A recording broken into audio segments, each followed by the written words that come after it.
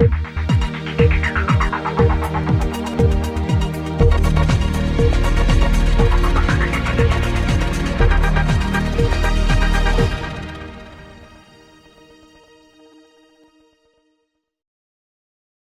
across the north, with damaging wind gusts being the primary threat. Thunderstorms will be likely across north and central Georgia from Friday through Tuesday. An isolated strong to severe storm cannot be ruled out on any of these days. Spotter information statement. Spotter activation will not be needed for tonight. Here is the forecast from your National Weather Service for the Thomaston listening area. 16225 162. I know. 500. Miles an hour.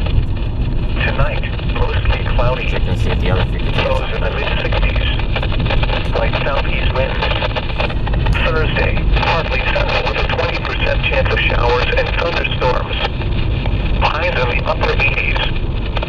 Southwest winds 10 to 15 miles an hour. Thursday night, mostly cloudy with a chance of showers and thunderstorms in the evening, then a chance of showers and a slight chance of thunderstorms after midnight. Lows in the mid-60s. Light and variable winds. Chance of rain 40%. And now the extended forecast.